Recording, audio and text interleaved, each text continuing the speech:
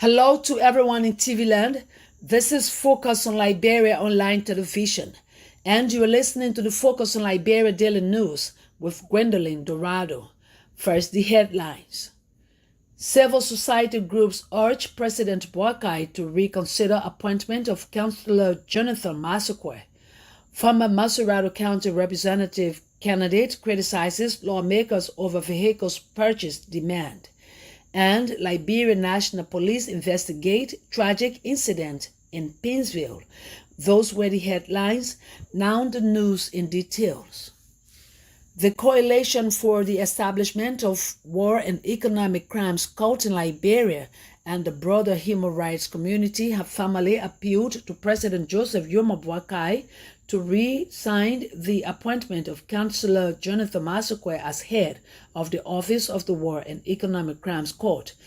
The request was conveyed in the detailed letter written on July 3rd, highlighting concerns about Councillor Massaquoi's impartiality and independence, a copy of which is in the possession of Focus on Liberia. Councillor Massaquoi was appointed by President Joseph Boakai on June 20 to head the Office of the Establishment of the War and Economic Crimes Court.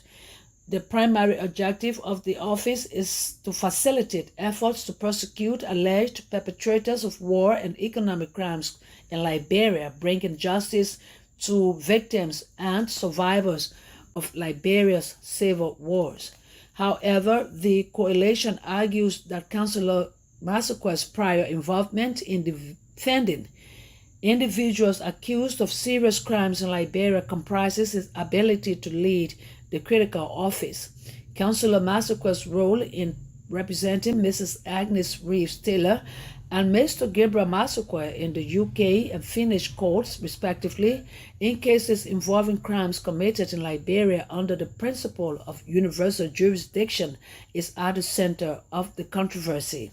Additionally, Mr. Massaquoi has initiated multiple lawsuits against prominent figures advocating for the prosecution of serious crimes committed in Liberia, including Mr. Hassan Belity, a noted campaigner, and Madam Massaquoi Washington, that's Madam Massa Washington, a former member of the Truth and Reconciliation Commission. The coalition asserts that Councillor Massaquoi's history is defending alleged perpetrators of gross human rights violation and war crimes conflicts with the interests of victims and survivors. They argued that he cannot provide the necessary impartiality and transparency required to ensure justice and the effective implementation of the TRC's recommendation. The coalition also expressed dismay over the lack of consultation with civil society in the appointment process, as moral guarantors with a mandate to monitor and campaign for the full implementation of the TRC's report. Civil society groups were not involved in the decision-making process, contrary to the provisions of the TRC's Act of 2024. The exclusion, the coalition believes, undermines the credibility and effectiveness of efforts to establish the War and Economic Crimes Court. They emphasized that decisions regarding the implementation of the TRC's recommendations should not be made solely by politicians, but must involve civil society and other relevant partners. Madam Cilia K, a former candidate for Masurado County Electoral District Number 17 in the 2023 general elections, has voiced strong disapproval of the Liberian House of Representatives' recent demands for the government to procure new vehicles for its members. Her comments come in the wake of several opposition lawmakers' symbolic gesture of riding tricycles, commonly known as keke, to the Capitol building to protest the government's alleged refusal to purchase brand new vehicles for all 73 representatives. On Tuesday, July 2nd, the aggrieved lawmakers highlighted their dissatisfaction, stating that the government's reluctance to spend US $3.2 million on new vehicles for US 45,000 each is unacceptable. The move has sparked a significant debate among the public and political figures alike, bringing to light the ongoing struggles within Liberia's legislative framework.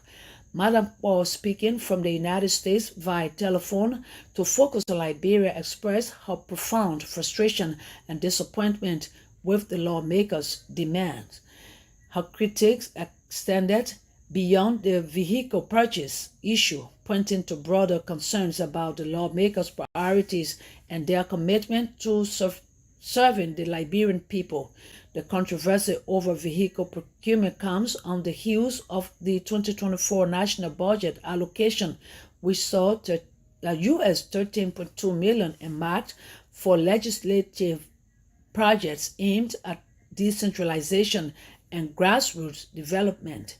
Despite these substantial budgetary provisions, Madam Paul highlighted the dire conditions of essential services in the country, that hospitals and clinics lack essential drugs, schools are short on educational supplies, and the citizens continue to live in abject poverty. Yet lawmakers leave the most important things and begin to protest for new vehicles purchases. In addition to the critical issue, Madam Paul pointed out the ongoing crisis at the state-run University of Liberia, where students are currently out of classes due to their instructors not being paid salaries that does not concern the lawmakers. Madam Paul is calling on the government of Liberia to pay the university teachers so that future leaders can return to classes. Paul comments reflect a growing sentiment among many Liberians who feel that their elected representatives are disconnected from the daily struggles of the populace.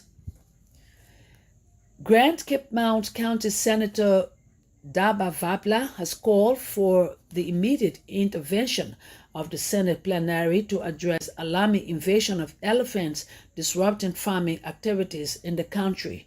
In her communication to the Senate on Tuesday, July 2nd, Senator Vapa highlighted that elephant invasions in Gola Corner District are undermining farming activities and instilling fear among the local population.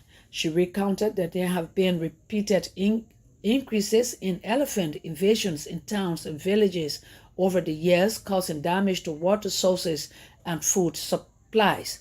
The Grand Cape Mount County lawmaker reminded her colleagues of the existing laws that prohibit the killing of wildlife in Liberia. She noted that residents have remained compliant with these laws despite relying heavily on subsistence farming and gardening for their livelihoods. The Liberia National Police is currently investigating a tragic incident that occurred on July 1st in the rehab community Pinsville, resulting in the death of James Candy. Preliminary reports indicate that the LMP responded to a violent situation involving threats against a resident of the community by individuals suspected of drug trafficking. During the response, Officer Ishmael Trawali discharged his firearm, resulting in the unintended death of James Candy, who later succumbed to his injuries at the UW hospital. The LMP has expressed deep regret over the incident and emphasized the seriousness with which is being treated.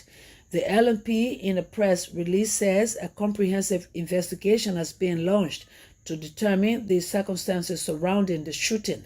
The police force has pledged transparency and accountability throughout the investigation and is committed to providing regular updates to the public. The Minister of Information, Cilia K, has called on former President George Weah to refrain from engaging in what he termed as the normal style of politics, so that the respect due to a former president can be according to him. Minister Pia's statement came in response to comments made by the former Liberian leader, who stated that President Boakai is not the change Liberians needed to move the country forward. Mr. Weah, during his party Militants Day celebration over the weekend, participated in a phone-in interview with Freedom FM, where he accused the Boakai-led government of dishonesty and claimed that officials are not genuinely interested in positive change, but have returned to Liberia due to lack of success abroad. He stated that the people of Liberia wanted change, but President Boakai is not the change, adding that those who left the country and now claim to return for change are not sincere. He accused Boakai of neglecting his duty to serve the entire country, focusing instead on the Unity Party members. We are also criticized the Boakai administration's failure to deliver on its 100-day promises. Addressing journalists at the Ministry of Information regular press briefing on Tuesday, Minister Pia stated that the current government seeks to promote a culture of respect for past leaders. However, he noted that past leaders must conduct themselves in a manner that commands respect. The executive director of the Environmental Protection Agency, Dr. Emmanuel Yakbawulo, has announced that the EPA has imposed fines totaling US $965,000 on several companies for violating environmental laws. Speaking at the Ministry of Information, Cultural Affairs and Tourism regular press conference on Thursday, Dr. Yakbawulo identified the companies involved as JM Mining Company Incorporated, Randall and Oritha Doe Multi-Purpose Company, Resource Liberia Limited, China Union Investment, Jimmy E. Kuala Private Facility, and the Monrovia Food Construction Company. That does it for the Focus on Liberia Daily News. I do a recap of the headlines.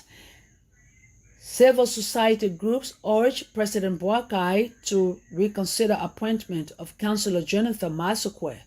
Former Mansurado County representative candidate criticizes lawmakers over vehicles purchase demand. And Liberia National Police investigates tragic incident in Painesville. On behalf of the management and staff of Focus on Liberia, many thanks to our listeners and viewers. We urge that you keep following us and share our videos. My name is Gwendolyn Dorado. I present it.